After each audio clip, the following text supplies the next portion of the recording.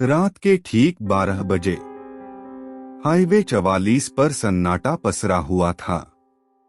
घने कोहरे के बीच सिर्फ गाड़ियों की हेडलाइट्स दिखाई दे रही थीं।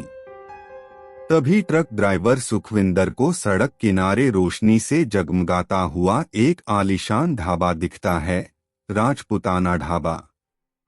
सुखविंदर वहां गाड़ी रोकता है, गर्मागर्म खाना खाता है और ढाबे के मालिक से हंसकर बात करता है।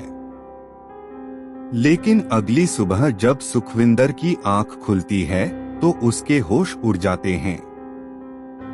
उसकी ट्रक हाईवे के किनारे खड़ी थी, लेकिन वहां कोई ढाबा नहीं था, बल्कि सिर्फ एक पुराना, वीरान और डरावना खंडहर था।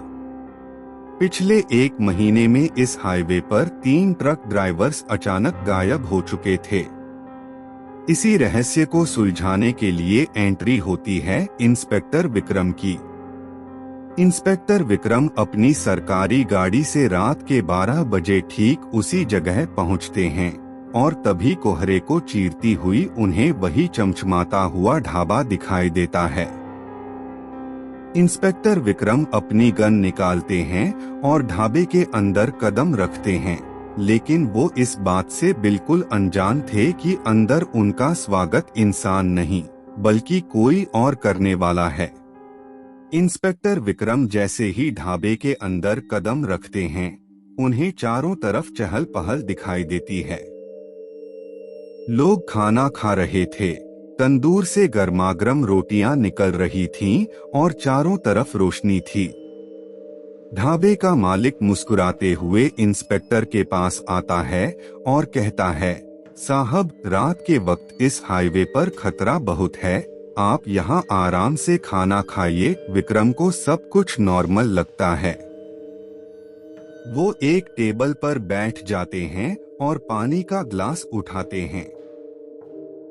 लेकिन तभी विक्रम की नजर पास की दीवार पर टंगे एक पुराने कैलेंडर पर पड़ती है। उस कैलेंडर पर साल लिखा था 1976। विक्रम का माथा ठनका। उन्होंने तुरंत अपनी जेब से उन 3 गायब हुए ट्रक ड्राइवर्स की तस्वीरें निकाली। जैसे ही उन्होंने गौर से देखा, उनके पैरों तले जमीन खिसक गई। वो तीनों गायब हुए ड्राइवर्स इसी ढाबे में वेटर का काम कर रहे थे और उनके चेहरे बिल्कुल सफेद पड़ चुके थे, जैसे उनमें खून ही न हो। विक्रम तुरंत अपनी गन निकालकर खड़े होते हैं, लेकिन तभी अचानक पूरे ढाबे की लाइट गुल हो जाती है। पूरे ढाबे में गहरा अंधेरा छा जाता है। इंस्पेक्टर विक्रम के कान में सिर्फ अपनी धड़कनों की आवाज आ रही थी। वो तुरंत अपनी पॉकेट से टॉर्च निकालते हैं और उसे ऑन करते हैं। लेकिन टॉर्च की रोशनी पड़ते ही जो नजारा सामने था, उसे देखकर विक्रम के माथे पर पसीना आ जाता है।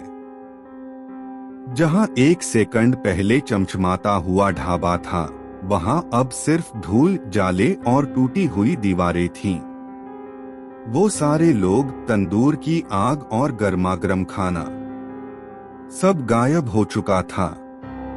विक्रम समझ जाते हैं कि वो किसी इंसान के चंगुल में नहीं, बल्कि रूहानी ताकतों के बीच फंस चुके हैं।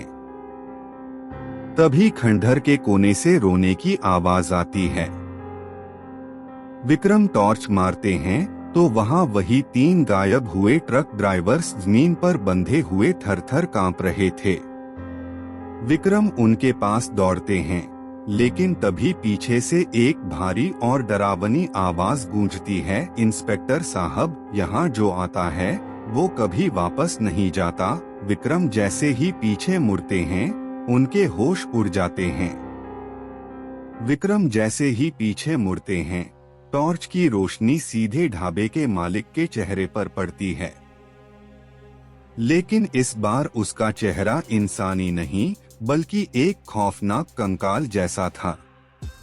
वो हवा में तैरते हुए विक्रम की तरफ बढ़ने लगता है। विक्रम बिना डरे अपनी गन से उस पर बैक टू बैक 3 गोलियां दागते हैं, लेकिन गोलियां उसके आर पार निकल जाती हैं।